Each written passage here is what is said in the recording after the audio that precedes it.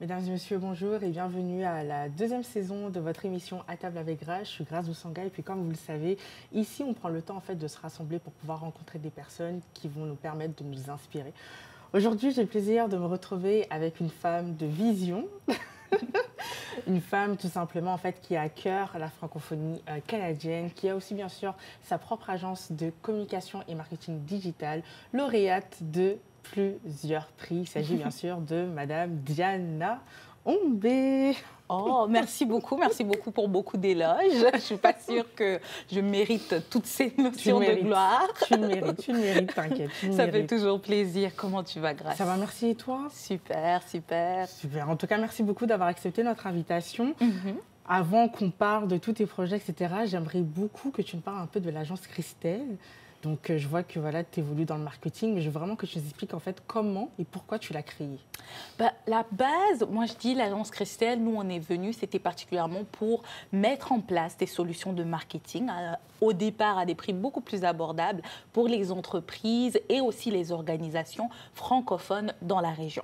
Pour nous vraiment, c'est né d'un mini-projet, je vais vraiment en parler comme ça, d'étudiantes, qui était de voir qu'il y avait quand même un gap, non seulement sur le marché canadien, c'est mon premier constat, mais surtout sur le marché francophone en milieu minoritaire, en tout ce qui concerne vraiment l'usage des médias sociaux et surtout du marketing digital pour aider les gens vraiment à se retrouver dans les places de chez nous. Donc, c'est parti de ce premier postulat-là. J'ai fait une étude de marché sans me rendre compte que c'en était une. Je vais vraiment être honnête. C'est mon professeur qui m'a fait rendre compte que ouais, c'est une étude de marché que tu as faite.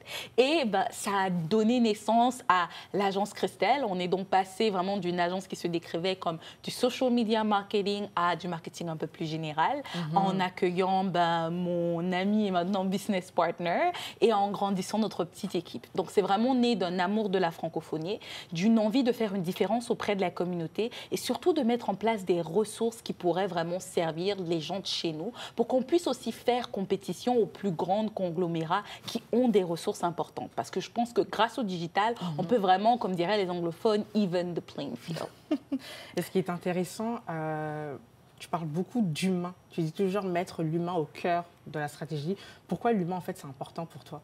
L'humain, en fait, est central. Quand on parle de médias sociaux, avant de parler digital, algorithmes, likes et tout ça, la première chose, c'était de connecter les humains. Pourquoi Harvard Connect a fonctionné? C'était parce que ça connectait des étudiants à des personnes, des opportunités. Ça te permettait vraiment de te dire que même si j'ai quitté de ma petite ville natale à là où je suis maintenant, je peux garder quand même ce lien. Et pour moi, je pense que c'est ça la base des réseaux sociaux actuellement. On essaye de nous faire savoir que c'est plein de choses, mais à cœur, on est des humains qui voulons connecter à d'autres humains. On est des personnes qui souhaitons adhérer à une cause sociale, à une manière de penser, ou juste trouver des gens pour avoir du fun et créer vraiment ce village qui nous manque un petit peu. Et je pense que c'est ça le plus important. Revenir à la base, connecter les gens, et que ce soit au travers du médium qu'est le digital ou même des expériences en personne. Et il y a surtout aussi quelque chose que j'ai remarqué, tu parles souvent justement d'authenticité et de proximité. J'ai l'impression que ce sont vraiment tes valeurs centrales. Oui. Et donc moi, j'aimerais savoir en fait comment justement tu arrives à collaborer, comment tu sélectionnes pour justement permettre de retrouver ces valeurs-là dans tes projets? Moi, je pense que la première chose, c'est d'avoir une passion et de croire en ce qu'on fait. Donc vraiment, au fil des années, et c'est ça aussi qu'on apprend un petit peu en entrepreneuriat, j'ai commencé à voir que ce qui me bottait ou ce qui me passionnait vraiment, c'était des entreprises qui avaient une mission. Que ce soit une mission ou une histoire inspirante. Quand on écoute, quand on échange avec ces personnes-là qui donnent un peu plus de leur personne, qui essayent de créer un monde meilleur, qui essayent de créer un sentiment d'unité qui va au-delà d'eux-mêmes. On arrive vraiment à quelque chose d'authentique, quelque chose de vrai.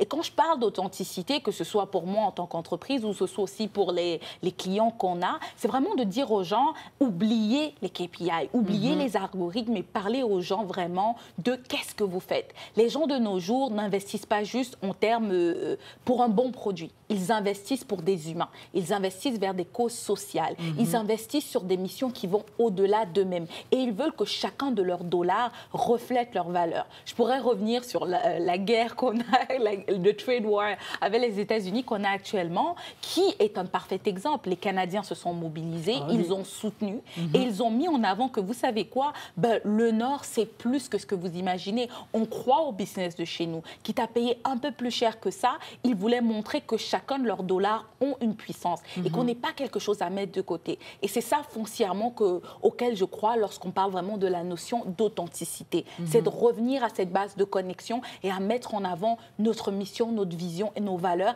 et cela au travers de tous nos outils de communication. Et tu as parlé d'entrepreneuriat, donc tu as ta propre agence. Ça fait combien de temps que tu es en affaires maintenant? J'aime toujours dire, c'est un petit peu ma blague, il y a officiellement et officieusement. Donc officiellement, depuis 2021, tout est en ordre, on est dans les papiers. Officieusement, depuis 2019, ça fait quand même déjà un bout de temps qu'on est dehors pour être en soi. Et depuis 2024, on est incorporé, donc agence Christelle Inc. C'est une corporation dehors et on continue de grandir et on veut être encore plus que ça. Félicitations. Donc, tu es dans le monde des affaires. Je me rends compte que c'est assez difficile, notamment surtout quand on est une femme noire et en plus francophone. Est-ce que tu as eu l'occasion de rencontrer, malheureusement, des défis dans ton aventure entrepreneuriale? Oui, un petit peu comme tout le monde. J'ai été confrontée à ça. Récemment, par exemple, je parlais à ma responsable financière et elle me disait Diana, il y a quelqu'un qui dit ouais, les ventes sont là, les nombres fonctionnent, mais je ne le sens pas. Il faut aller encore plus loin. Et tu dis ok, encore plus loin, c'est quoi mon sang? Est-ce qu'on va essayer de faire un trade-off? C'est toujours un petit peu c'est cette voix qui revient derrière ou ces limitations. Moi, je suis quelqu'un de très têtu depuis que je suis petite et je dis toujours que mon identité, que ce soit de genre ou ma couleur de peau, ne sont pas des freins pour moi. Je pense que toute ma carrière et même bien avant de venir au Canada, on m'a toujours considérée comme la plus jeune dans la plupart des espaces où j'étais. Et moi, j'ai toujours dit pourquoi la plus jeune? Pourquoi mettre en avant en fait cette différence-là? Est-ce que vous pensez que j'ai les capacités pour être là? Oui, ok. Est-ce que vous pensez que je suis la bonne personne pour mettre en œuvre le projet ou la vision que vous ayez? Ok. Alors, qu'importe à quoi je ressemble, utilisez-moi par rapport à ces capacités-là et par rapport à d'où je viens, qui je suis. Exact. Et je pense que c'est vraiment ça le mot-clé pour moi, c'est de outrepasser ces difficultés. Oui, elles existent, oui, ce sont des freins, mais à la fin de la journée, c'est moi, je crois en mon projet, je crois en mes capacités, je crois aussi en mon équipe et, et aux capacités en fait, des membres de mon équipe, et c'est ça le plus important pour moi. Au final, le reste, c'est vraiment à vous de décider. J'aime cette réponse, Et à l'inverse, est-ce qu'il y a eu des bons moments que tu as vécu? Parce que tu as reçu justement aussi plusieurs prix, plusieurs distinctions. Mais est-ce qu'au-delà des prix, est-ce qu'il y a des bons moments que tu as vécu? Oui, pour moi, ce sont des moments humains. Je pense que le moment qui m'a le plus émue, c'était cet été, on a fait un rebranding de l'entreprise. Et donc, on a eu de nouvelles personnes qui se sont ajoutées à l'équipe. Et lorsqu'on est parti faire un tournage qui se passait ici à Byward, c'était juste en fait de me rendre compte le parcours qui a été fait, de m'asseoir pendant 5 minutes et de juste voir les membres de mon équipe qui sont là, de me dire ouais, ça a commencé avec un rêve et une personne qui s'est dit you know what, je vais prendre ma chance. Ça va rater, ça peut réussir, mais je vais vraiment me donner les moyens pour concrétiser ce rêve et je vais me donner à fond. Je ne le dis pas souvent, mais quand j'ai commencé, je crois que j'avais 21 ans, je me rappelle, je m'étais dit, Diana, je te donne 10 ans. Je me donne 10 ans, pas forcément pour un gros succès, mais je me donne 10 ans pour mettre mon temps, mon énergie, de vraiment hustle, pour arriver à un niveau où je me dis, OK, ça c'est une idée, c'est un concept qui va aller loin.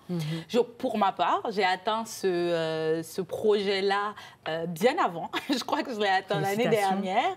Et je me suis dit, OK, là, maintenant, je suis prête à aller à un autre level. C'est plus juste une idée, un concept d'une personne dans sa chambre qui n'était pas vraiment sûre. À ce niveau-ci, je peux me dire, OK, on a vraiment quelque chose, on a plus qu'une idée, on a un projet, on a une équipe. Et savoir qu'il y a des gens autour de moi, juste même pour moi, être un employé de l'agence Christelle, je me dis tout le temps, mais why? Pourquoi vous êtes là?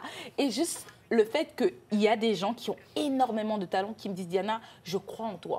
Je crois en la vision que tu mets en avant. Et pour moi, c'est pour ça que j'ai choisi l'agence Christelle au lieu d'aller ailleurs. Ou peut-être, ça serait mieux, ça serait plus luxueux, je pourrais gagner peut-être plus. Mais je crois vraiment en la vision que tu essayes de bâtir. Et se dire qu'on a réussi à mobiliser des gens autour d'une vision qu'au départ, on a commencé seul et qu'on n'était pas certaine, c'est une grande fierté. C'est un moment de bonheur. Oh, waouh, félicitations Diana. Merci. Est-ce que, justement, pour le futur, c'est quoi? Parce que tu t'es donné 10 ans, mais si je te donne encore 10 autres années, ça serait quoi? Donc moi, je rêve grand. Et je n'ai pas peur de chiffres. Moi, je trouve que souvent les gens ont peur de ça. Je pense qu'à la fin de la journée, on est en business. Exactement. Moi, vraiment, je veux, obtenir le $1 million status. Genre, je vais être très franche. Je veux que notre compagnie atteigne le $1 million. Je ne pense pas que ce soit impossible. Je pense qu'on peut mettre une bonne stratégie en place. Mais surtout, au-delà du chiffre financier, les tailles des équipes, moi, ce que je veux vraiment faire, c'est de mettre l'agence Christelle et surtout le marketing en milieu francophone au devant de la scène. Je veux faire comprendre aux gens que oui, on peut vivre dans une petite ville comme Ottawa, on n'a pas besoin d'être dans les grandes métropoles comme Montréal ou Toronto, et vraiment créer quelque chose d'impactant qui est visible à l'échelle, moi, je dirais international. Donc, si tu me donnes 10 ans, c'est le rêve et la mission de vie que j'ai. Et moi, je pense toujours qu'il faut rêver grand. Et si vos rêves ne vous font pas peur, ben, en fait, vous n'avez pas rêvé assez grand. Et pour moi, foncièrement, je crois que travailler fort à développer ces projets-là, peut-être j'y arriverai, peut-être j'y arriverai pas, mais ce qui est sûr, je serai beaucoup plus loin que ce que j'aurais jamais réellement imaginé. Toujours avec la même équipe ou de nouveaux employés? Je pense que pour arriver à un tel niveau, il faut de nouveaux employés, il faut grandir, il faut aller concurrencer les plus gros de l'industrie. Et je n'ai pas peur de ça. Je n'ai pas peur de rêver grand et de me dire, qui sait, notre nom aussi se trouvera à côté des plus grands noms du marché actuel. Et qui sait, plus haut encore. Exact. Est-ce que l'intelligence artificielle te fait peur? Absolument pas. Et j'adore en fait qu'on rentre dans cette conversation-là. Et j'espère qu'on a assez de temps avant de prendre la pause. Je te donne une petite minute avant la pause. Mais on pourra poursuivre après. OK. Ben, la chose que je vais mettre rapidement sur la table pendant ces 60 secondes, c'est que l'IA, c'est un outil et non une fin en soi. Et je pense que ça, c'est l'élément clé que les gens doivent commencer à en comprendre. Mais tu sais quoi? On peut leur laisser le temps d'y réfléchir. Mais c'est quoi ta position justement? Est-ce que tu dois l'utiliser ou est-ce que tu l'intègres? Je l'utilise déjà. Je l'utilise, je l'intègre. Et pour moi, foncièrement, en fait, l'IA, c'est vraiment un outil à inclure dans une stratégie. Ça ne sert à rien d'utiliser une technologie si vous n'avez pas un plan d'action pour comment l'optimiser et aussi les ressources à mettre en place pour vraiment atteindre vos objectifs avec cela. C'est magnifique d'avoir un outil comme ChatGPT, c'est bien, ça aide dans la vie de tous les jours. Mais si vous voulez vraiment inclure cela comme un processus, comme un agent constant dans l'ensemble des choses que vous mettez en place, ben ça rentre dans quel genre de stratégie? Qu'est-ce qu'on va demander à l'agent ChatGPT de faire? Si on l'inclut au niveau du département de communication, du département de marketing, quelles seront les tâches qu'on va lui demander à mettre en place? Tout ça, ça vient d'une stratégie. Cette stratégie-là, ben, ça ne vient pas en fait de la machine. Il faut avoir une personne au moins qui est capable de prompter la machine pour lui dire voici le plan stratégique, voici nos objectifs, voici nos KPI, voici ce qu'on essaye de mettre en place. Comment on peut atteindre cet objectif-là? Pour là, simplement que l'agent GPT mette des stratégies en place. Alors super, garde ça pour nous. On revient dans quelques secondes, on va prendre une courte petite pause. À tout à l'heure.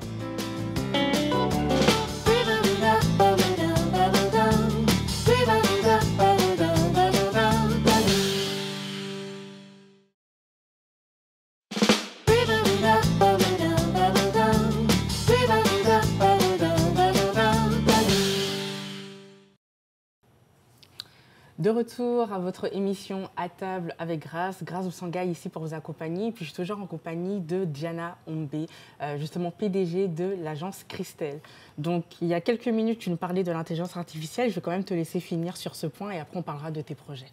Bien sûr. Donc quand on parle d'intelligence artificielle, comme je disais avant la pause, la première chose à penser, c'est quoi la stratégie et comment cet outil-là va s'intégrer dans nos processus stratégiques actuels. On l'a déjà entendu un petit peu dans notre industrie, ça commence à « Oh, les marketistes ont peur, les responsables réseaux sociaux, on n'aura plus besoin de vous. On va voler vos emplois. » En réalité, non. Ça va partir demain matin, tout simplement parce que Pauline, au niveau des finances, n'est peut-être pas la meilleure à prompter une vidéo pour parler un petit peu du département finance. Et ça crée déjà en fait on va dire, une sorte de différence au sein de l'industrie. C'est déjà trouver des personnes qui sont ces habilités de prompteur. Et maintenant, il faut savoir, c'est pas forcément un technicien IT qui sait c'est quoi les mots à utiliser, c'est quoi la stratégie d'une vidéo, ou même simplement comment produire une bonne vidéo à travers l'IA.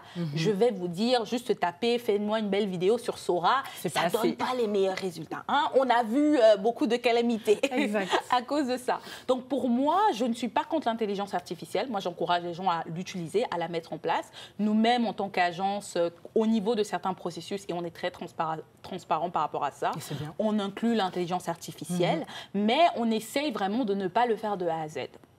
Et je veux aussi être honnête, je n'ai pas les équipes qui sont les plus ouvertes à l'utiliser du début jusqu'à la fin, mais on s'adapte à l'ère du temps. Donc oui, pour l'intelligence artificielle, développer une stratégie autour, mettez en place un système qui fonctionne avec vous et regardez les résultats. Et n'oubliez pas, vous aurez toujours besoin de la créativité humaine derrière pour créer du contenu engageant, car les gens, vraiment, au final, ils aiment juste interagir avec d'autres êtres humains.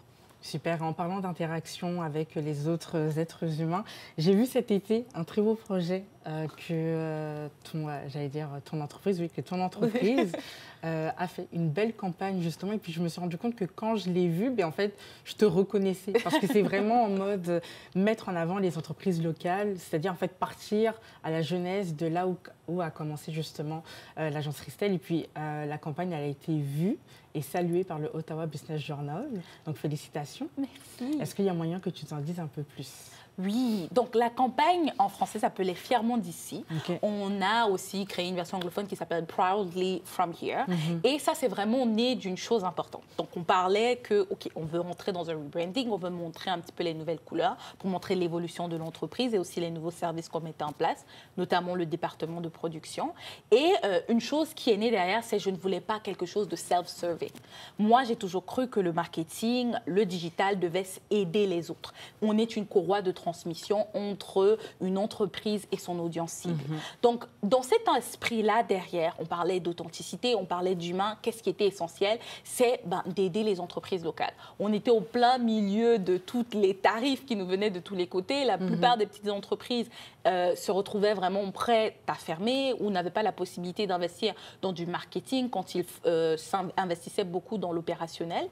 Donc, au final, on s'est dit, nous, on veut faire quelque chose. On va proposer nos services, particulièrement dans la production vidéo, pour raconter des histoires, pour mettre en avant que derrière les business de proximité, en réalité, vous avez des hommes et des femmes qui se battent tous les jours, qui sont fièrement de chez nous, qui sont fièrement canadiens et qui adorent. Et que ça se présente dans l'ensemble de leur processus. Certains choisissent d'avoir des productions locales, d'investir auprès des agriculteurs locaux, par exemple, comme Tetia avec Chap Chap Snacks. Oui, Chap Chap Snacks, ouais. Ou encore d'autres décident d'investir dans de la main-d'œuvre locale.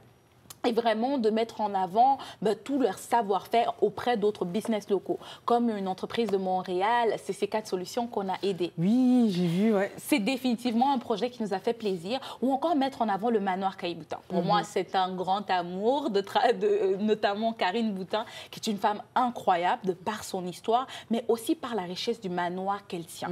Donc on a vraiment ouvert, je vais être quand même très franche, à plusieurs business. Ceux qui nous revenaient dans les délais qu'on voulait, on les a sélectionnés. On a pris 4 business de la région. On est parti sur les locaux, on a shooté pour eux, on a fait le montage et on l'a mis en ligne. Et aussi, on l'a proposé aux différents business pour dire, écoutez, vous pouvez le mettre sur vos propres plateformes, vous pouvez en faire des promotions, des reels, whatever. Mais c'était vraiment notre contribution à cet essor-là, pour montrer qu'en réalité, pour nous, l'agence Christelle, c'est pas juste de présenter notre nouvelle couleur, mais vraiment de faire une différence sociale et communautaire et de mettre vraiment notre argent là où notre bouche est. Si je dis tous les jours authenticité, locale, diversité, francophonie, il faut que j'investisse vers ces compagnies-là. Et c'est pour ça que ce projet me tient à cœur. Ah, super, génial. Est-ce que tu penses en refaire une autre pour l'année prochaine? Honnêtement, on ne dit pas non. On a eu d'autres business qui ont réagi un petit peu plus tard. Donc, on met ça sur la glace, on reviendra. Je ne peux pas dire de promesses. Donc, mais peut-être que ça reviendra, oui. Super. Il y a aussi eu, justement, il y a quelque chose qui va sortir. Donc, il y a eu une émission sur l'entrepreneuriat que tu as fait. Ça part justement de l'entrepreneuriat jeunesse. Oui. Parce que tu te considères encore comme une jeune, hein, c'est dans la tête. La jeunesse, c'est dans la tête. Est-ce que tu peux nous en dire aussi un peu plus sur ce projet-là en question? Définitivement. Donc, j'ai été contactée il y a quelques mois déjà par une productrice à TFO. TFO aussi, c'est une entreprise qui me tient à cœur parce que j'ai travaillé chez eux par le passé. On a vu. Donc, elle m'a contactée, elle m'a dit, écoute, voilà le projet sur lequel on travaille, on souhaiterait vous avoir, toi en particulier, comme experte pour un épisode. Donc, pour moi, je trouvais ça très intéressant. Je ne viendrai pas dans le show comme étant une participante, comme étant une jeune entrepreneur, non, mais je viens plutôt pour guider un jeune entrepreneur. Okay. Ça a vraiment été un coup de cœur de lui parler, de lui proposer des idées, des initiatives. Ça arrivera définitivement sur vos écrans au courant de l'année prochaine. On vous tiendra au courant pocheux par rapport à ça.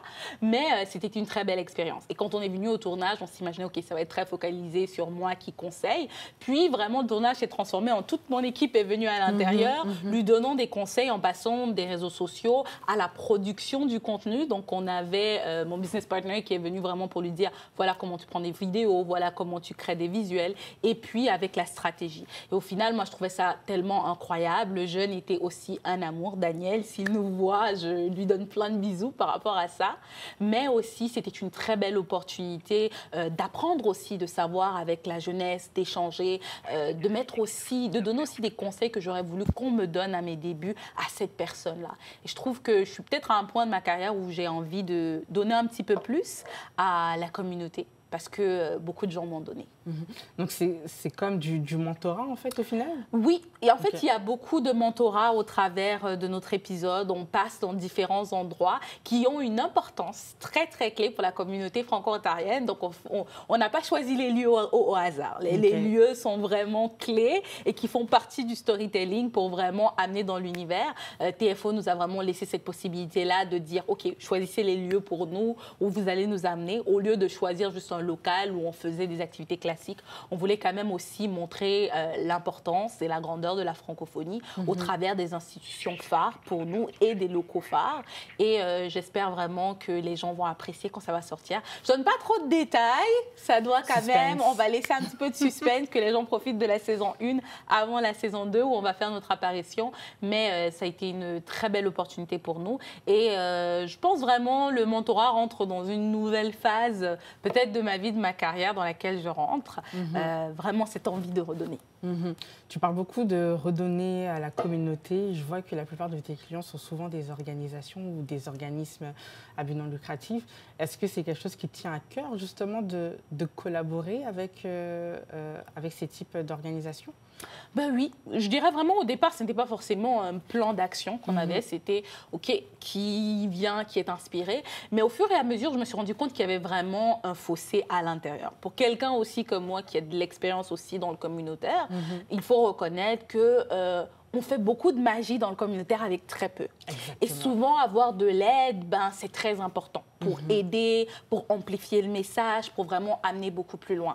Donc, et ça revient encore avec tout ce qui est axé sur les missions, les visions, les valeurs. Et je trouve que beaucoup d'organismes communautaires, non seulement ont besoin de ces ressources, ont besoin aussi du digital pour vraiment amplifier leur message, mais ça nous permet aussi d'un côté de soutenir des actions qui nous tiennent à cœur et d'en apprendre davantage.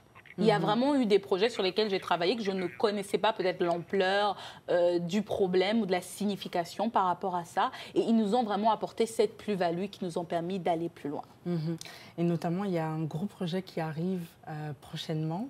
Je peux te laisser le champ libre pour que tu nous en parles.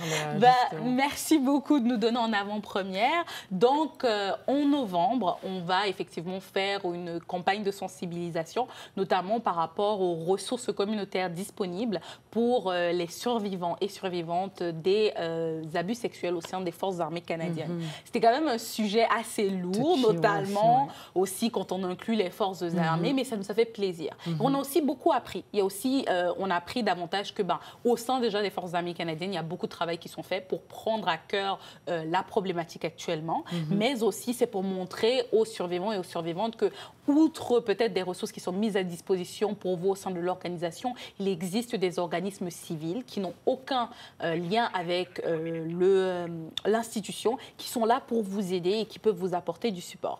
Donc, la campagne aura lieu tout le mois de novembre et sera vraiment sur plusieurs plateformes. Vous entendrez sûrement des publicités sur Spotify. Okay. Vous verrez aussi une vidéo publicitaire qui arrive, qui sera mise sur YouTube, les réseaux sociaux et différemment, et qui sera amplifiée. Mais ça nous tient vraiment à cœur pour montrer derrière que ce n'est pas simplement de dire à la personne « Ok, vous avez vécu ça, parlons du problème », mais c'est vraiment mettre en avant le concept de empowerment.